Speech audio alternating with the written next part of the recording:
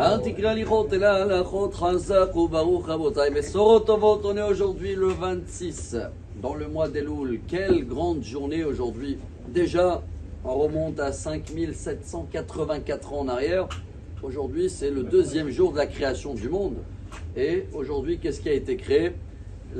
Déjà la lumière et la séparation entre le haut et le bas. Si vous allez remarquer que la seule journée où c'est pas marqué le mot Tov, c'est la deuxième journée de la création du monde.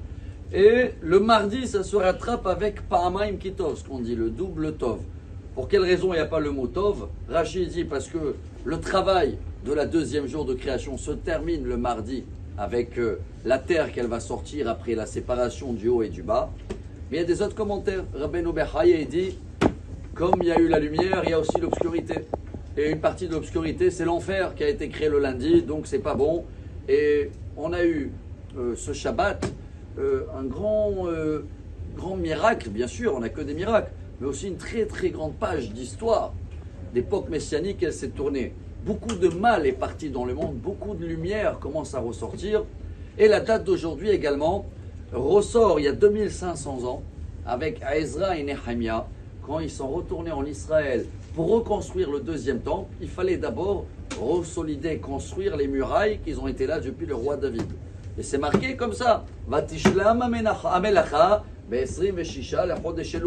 Le travail de renforcer les murs de Jérusalem qui tiennent jusqu'à aujourd'hui. Ça a été terminé le 26 Elul. Et à l'époque, tous les 5 nations qui étaient autour de nous, ils voulaient nous attaquer. Et ils ont remarqué d'un coup que grâce à Dieu, on devient et on redevient fort.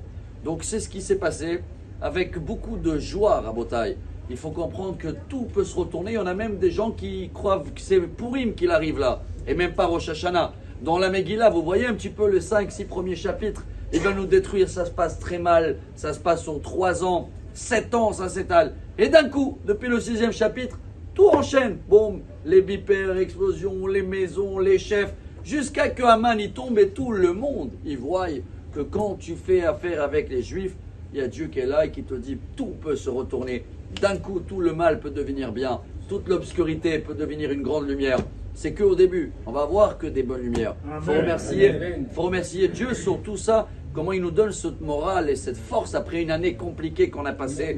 Et c'est sûr qu'il se prépare beaucoup des surprises dans le monde, qu'il y en a des gens d'un coup qui voient, et comme nous, que tous les péchés, voilà le message aussi pour nous, peuvent s'effacer comme ça. Tous les tâches peuvent disparaître. Le mal peut partir d'un coup. Tu vas dormir le lendemain, il n'y a plus de mal. Donc tout ce qu'on lit depuis des milliers d'années, on est en train de le sentir. Alors on remercie Hachem. On va sonner le chauffard pour nous réveiller, pour comprendre que tant qu'on marche avec lui et là, tout se fait d'une manière incroyable et qu'on va continuer à vivre que des miracles comme ça, Bezrat Hachem, pour avoir une excellente année et des bonnes nouvelles pour tout le peuple d'Israël. Amen.